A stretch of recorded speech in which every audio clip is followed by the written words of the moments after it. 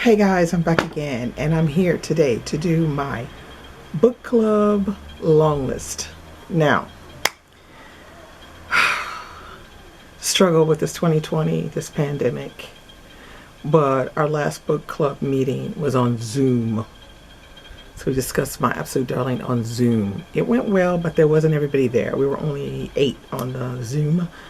Great discussion. So now we have to pick our short list books for 2020, 2021. So as you know, we read 7 books in a school year. And this is how the voting takes place, which is every member suggests 2 titles.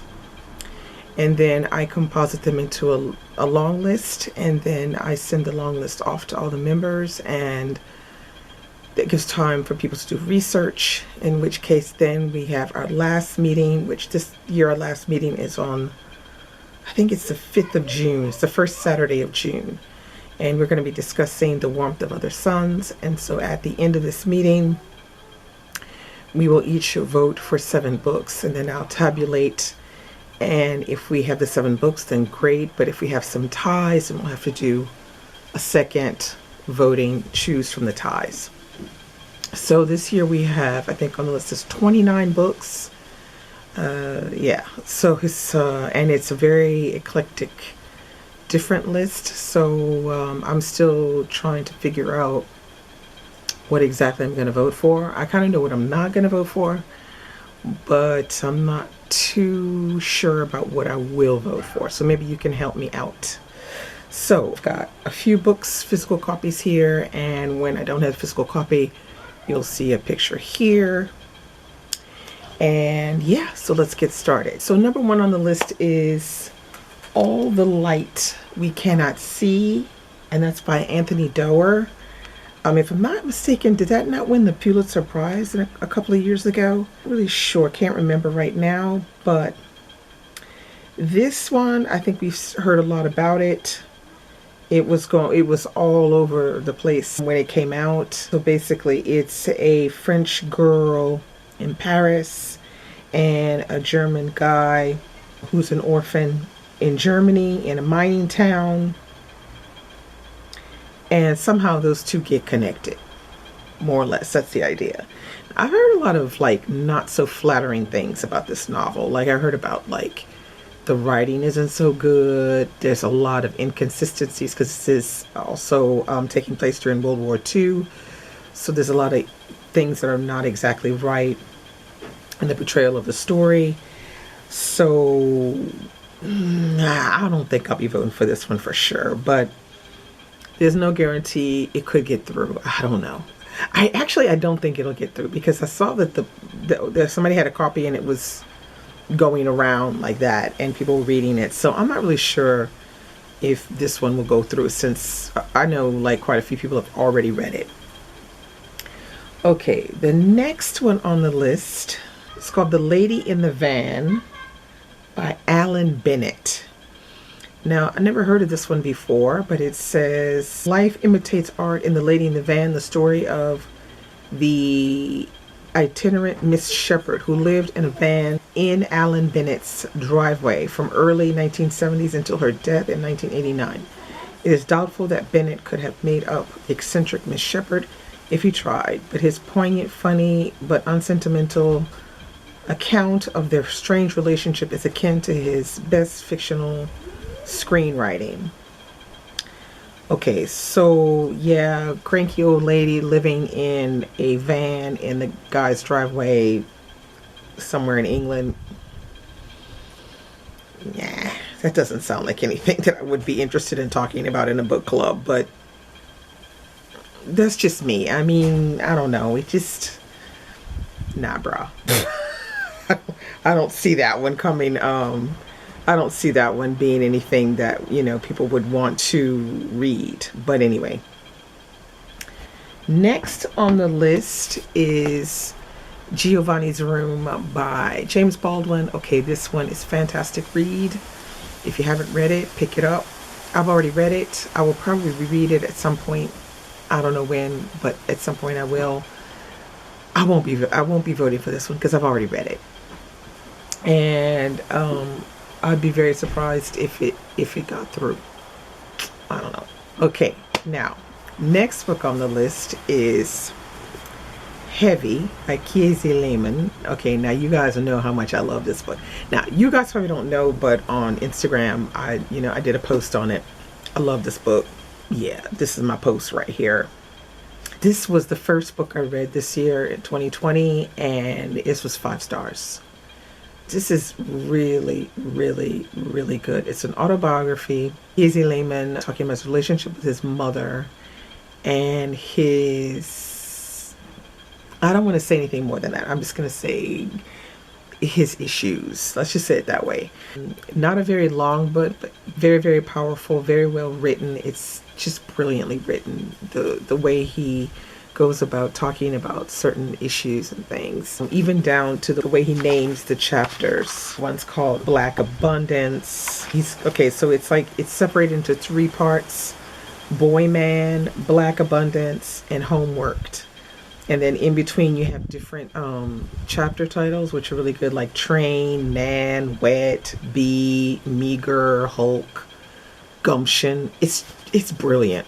I highly recommend this if you have not read it. It's edifying. Very, very good. Very powerful read. Do I think it'll make it on the list? I don't think so. I don't think so. Now, the next book on the list is called A Ladder to the Sky by John Boyne. Now, this one, I didn't know too much about it, but when I read about it, I thought, this could be kind of interesting. It says, Maurice Swift is handsome, charming, and hungry for success.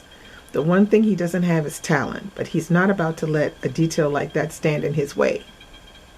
Okay?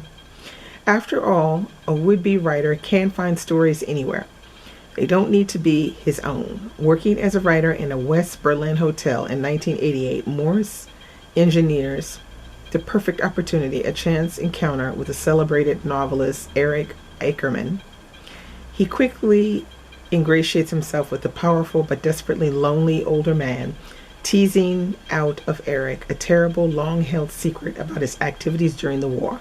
Perfect material for Maurice's first novel. Okay, that to me sounds like it would be a really, really good book. So I'm really thinking about maybe voting for that one because I'm curious. I mean, I don't know. Let me know if you've read this one. On Goodreads, it has 4.22 stars. So a lot of people seem to really enjoy it. So let me know what you think. Next on my list, I have On Chapel Sands by Laura Cumming. Now, I had never heard of this one. It's called On Chapel Sands, My Mother and Other Missing Persons. All right, so already I'm kind of thinking, what is this all about? Is this okay? So this is nonfiction. It's an autobiography memoir. It says, in the autumn of 1929, a small child was kidnapped from a Lincolnshire beach. 5 agonizing days went by before she was found in a nearby village. The child remembered nothing of these events, and nobody ever spoke of them at home. It was another 50 years before she even learned of the kidnap. Okay. I mean, okay, whatever. I mean, nah, it doesn't sound like something I'd really be interested in reading about. And another thing is, what would we talk about? I'm not really sure we'd have a lot to say about this particular one, but who knows? Maybe it could be interesting. I mean, I don't know. Let me know what you think, because I have no idea. It doesn't jump out at me. Next on my list, we have The Other Americans by Layla Lalami.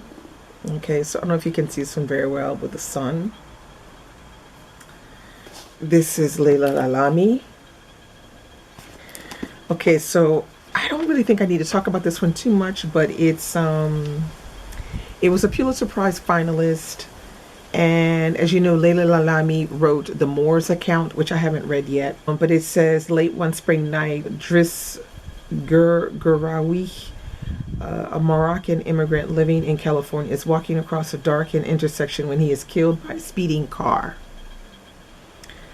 The repercussions of his death bring together a diverse cast of characters.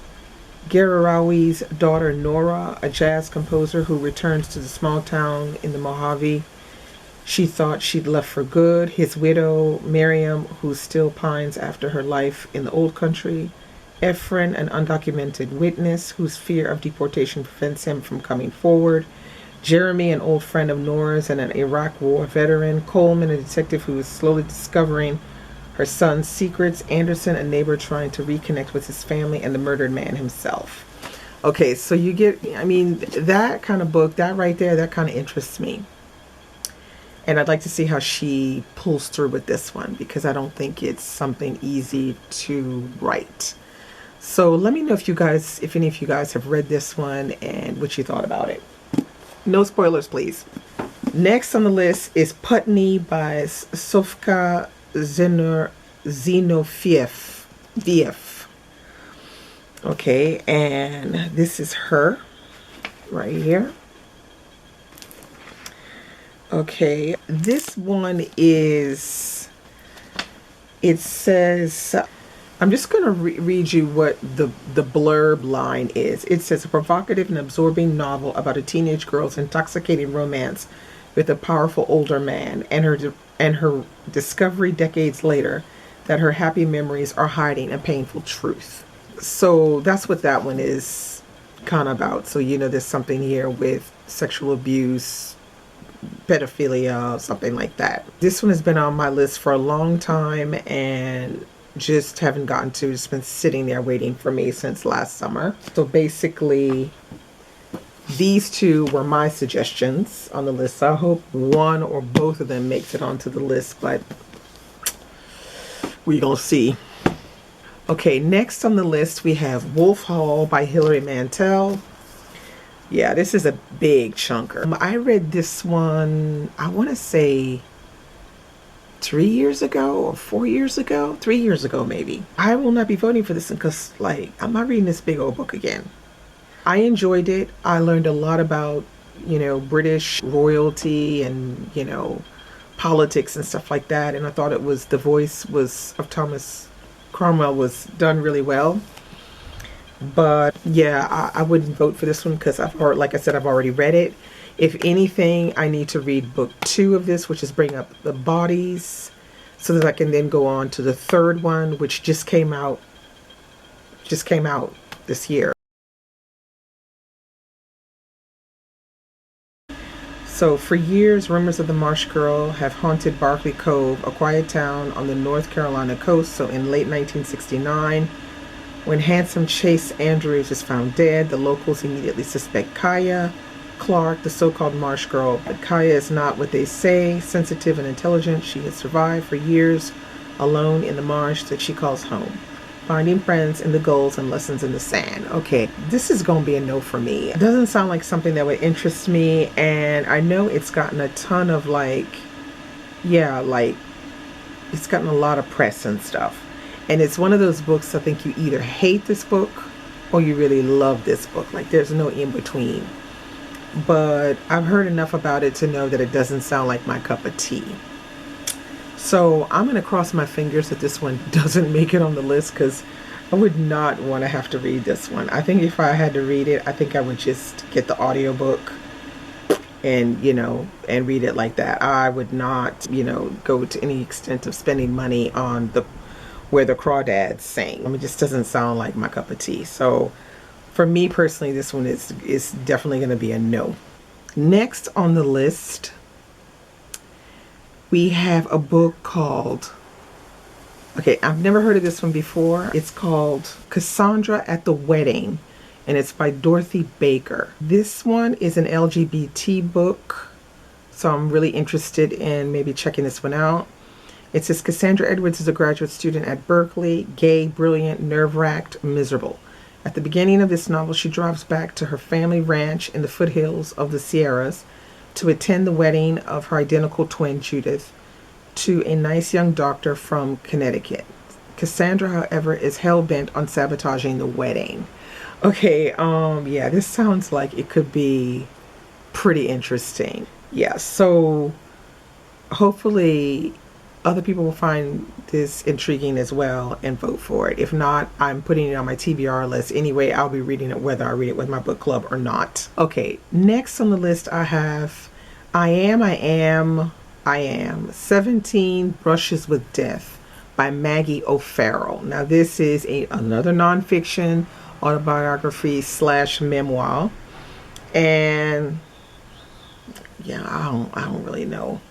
It says 17 discrete encounters with Maggie at different ages and different locations reveal a whole life in a series of tense, visceral snapshots.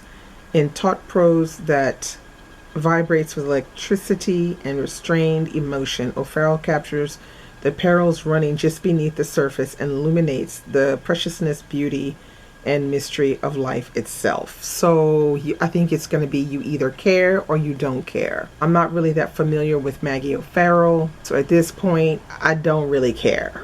But if I had to read it, I think I'd be okay with reading it if I had to, but I'm personally not going to vote for it.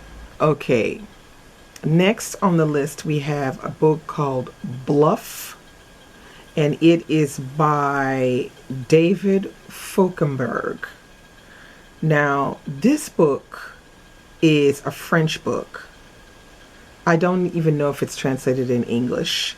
It's about the sea and working on the sea, like as a fisherman, something to that effect. I don't know if this is fiction or nonfiction. It says something about the waves and the wind and the Antarctic, and also it involves the sea around New Zealand. So there's something about this idea of man and nature through the water. Am I interested? I don't know. I mean, I don't know. Si tu français, t'as lu ça ou t'as entendu quelque chose, dites-moi. Pour le moment, c'est yeah. Next on the list is one of my tops that I think it was, we read that like 2 years ago, was it? Milkman by Anna Burns. I absolutely thought this was a fantastic read. I gave it four stars, I think.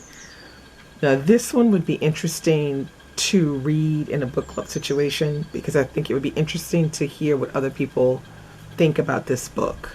I'm not going to vote for it, but if somebody vote for it, I'll be happy to reread this one because I found this one extremely good, and I would be interested to see if I don't see things in the second reading that I didn't see in the first one. I highly recommend Milkman. Very, very good. Yeah, I would definitely read it a second time, but with a book and audio together, because I think that would be a great combination, because the first time I read it I listened to it on audio. The next book on the list is The Splendid and the Vile, a saga of Churchill family and defiance during the Blitz by Eric Larson. Okay, this is going to have to be a no for me because, like, already me and nonfiction don't get along that well, but I don't really feel like reading this book, and it's long as fuck. It's like 464 pages. I can't. I hope to God nobody votes for this one, and I have a feeling people won't vote for it because I remember it was one of the, I think it was when we were discussing Parisian. So this was the Parisian by Isabel Hamad.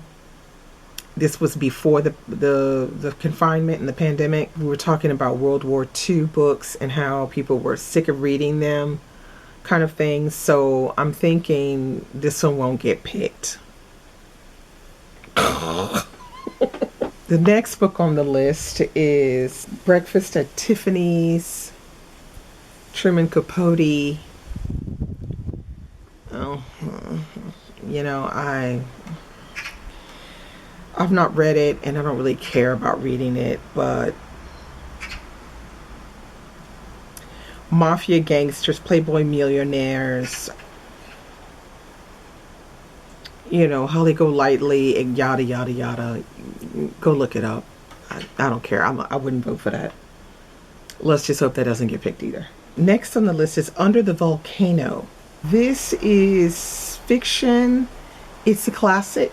I've never heard of it. It's by Malcolm Lowry. It says Geoffrey Furman, a former British consul, has come to Quahanacac, I don't know how to pronounce that, Mexico. His debilitating malaise is drinking, an activity that has overshadowed his life. On the most fateful day of the consul's life, the Day of the Dead, his wife Yvonne arrives, inspired by a vision of life together away from Mexico and the circumstances that have driven their relationship to the brink of collapse.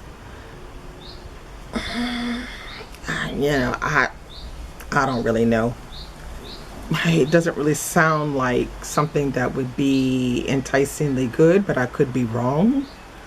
Let me know below if you've read this book, Under the Volcano. I don't know. Yeah.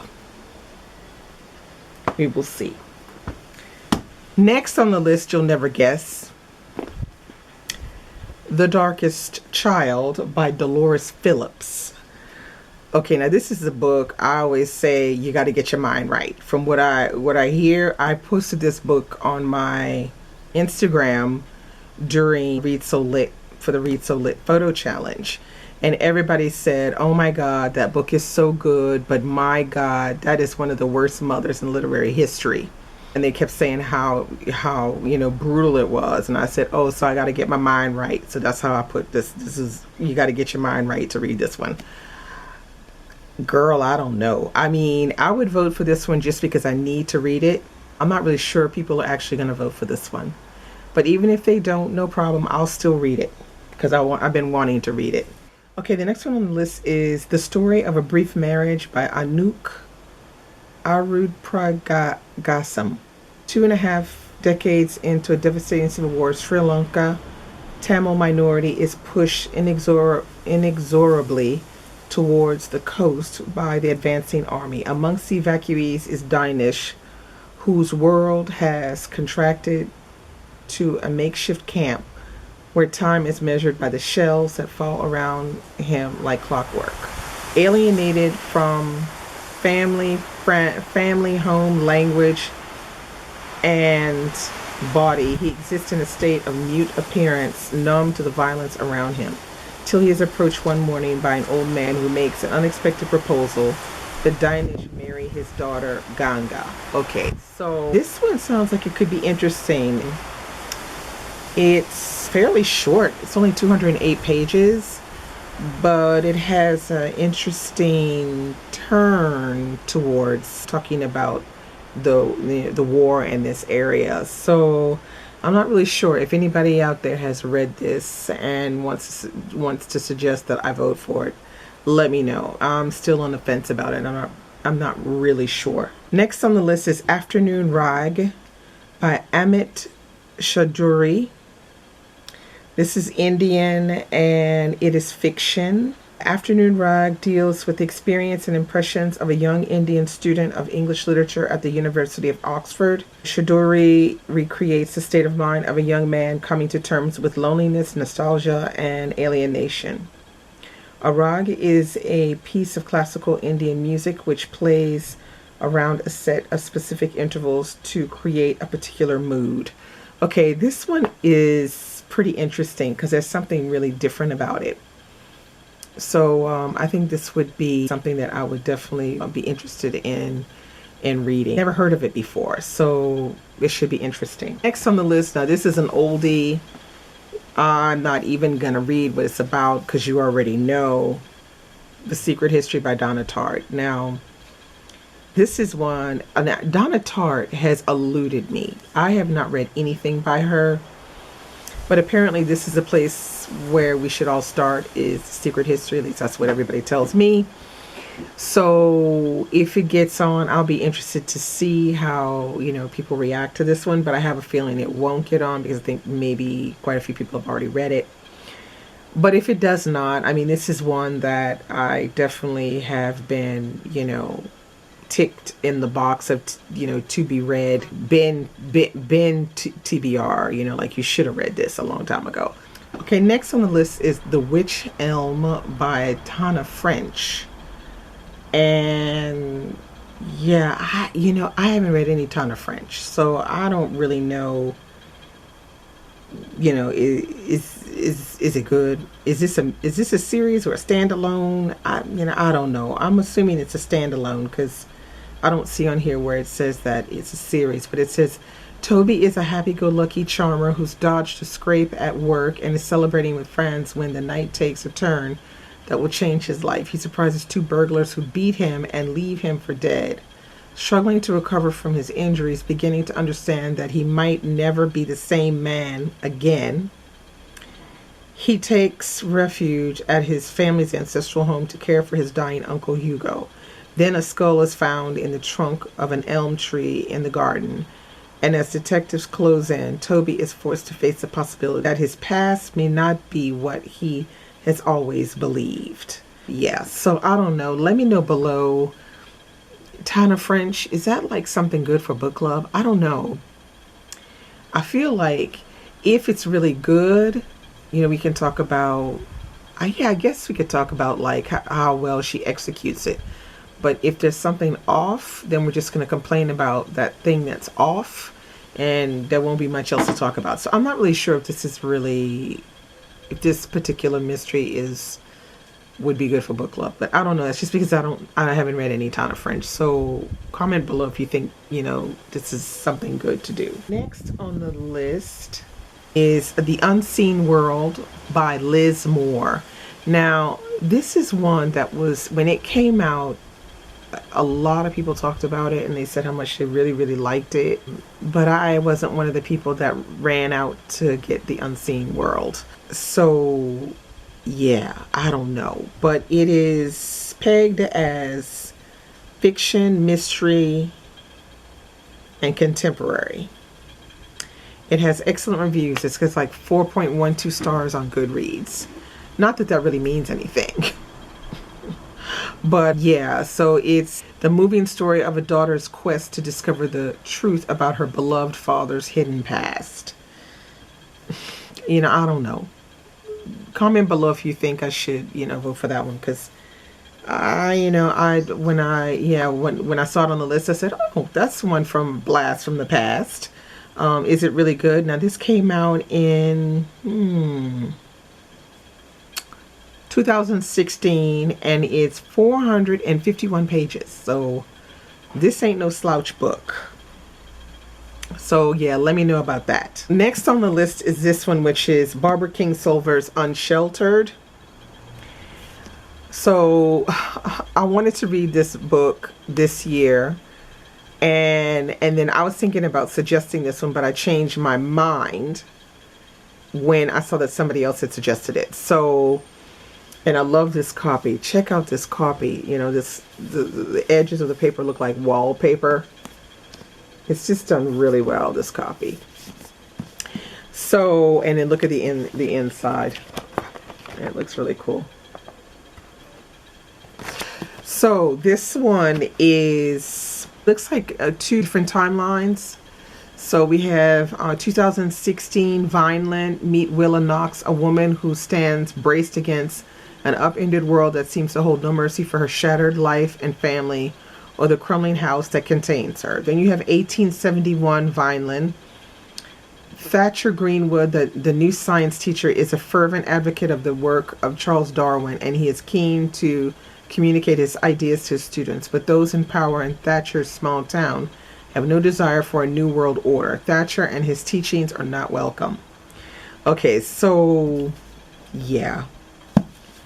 I hope this one makes it on, because I think we would have a very good discussion about this one. It's a bit long. It's a big book. It's 461 pages, but I think it would be interesting, and hopefully it will make it on our short list. Next on the list, now this one I'll be picking up hopefully next month, which is Girl, Woman, Other by Bernardine Evaristo, who won the women's prize last year. Sadly, she was not alone when she won it. She had to share her prize. But this one right here, yeah, I'm really excited about getting to this one. So I probably, if it gets on the book club list, I'll have read it before for sure, because I've heard so many people rave about how good this book is. So I can't wait to get to it. So it would be great to see it on the book club list, because then, you know, I think we would get a good discussion out of this one. And it is LGBT material, and I don't think we read enough of that in my book club. Now, the second to last book on the list is a book called Trust Exercise. And that is by Susan Choi. Or is it Susan Choi? Choi or Choi?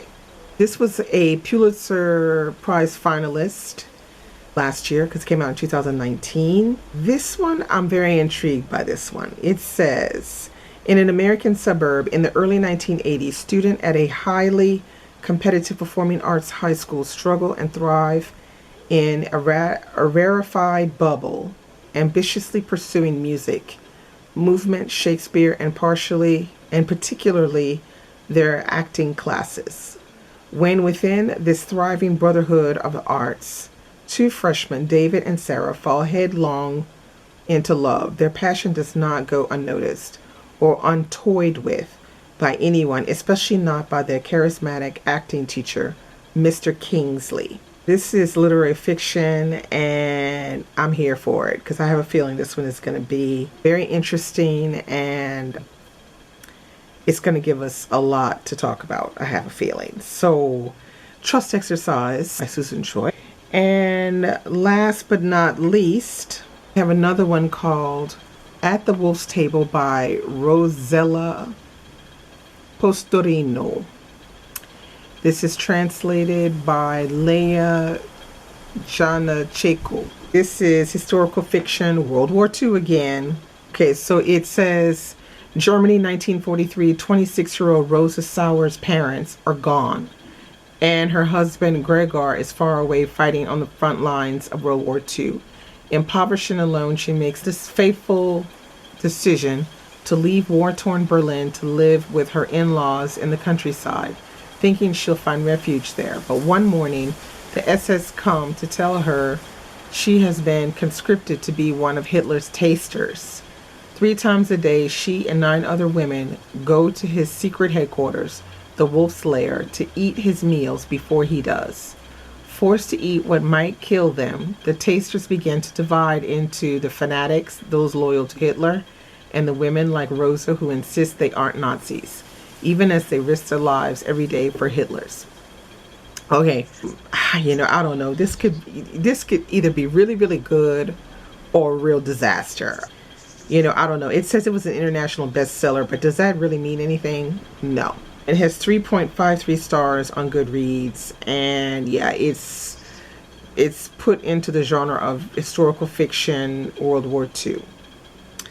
So yeah, I don't know if I really would, if I want to risk a vote on this book, because we see a lot of books that are very similar to this one. This is like when we had to read last year the Tattooist of Auschwitz. The book was horrible. It was so poorly done from the historical point of view. It was a disaster. And so I don't know on At the Wolf's Table, because I have a feeling it could be a disaster. So those are all of the books. Yeah, it's gonna be tough to pick 7 out of these. Let me know if there are any preferences, or if you want to try to guess what you think what I'm gonna vote for from what I've said in this video. Link down below. I'd be interested to see who can guess which books I'm actually going to vote for. I'll try to see if in the last meeting, you know, you can get a sense of how our voting goes. I'll see if I can film a little bit of it. It'll depend if we're still in confinement or not. If we're in confinement, then, you know, it's going to be on Zoom, so it's going to be a bit more complicated. But yeah, so thanks for taking the time to get through this very long video. Hope you enjoyed this. I hope you guys are well, and I'll see you in the next video. Bye.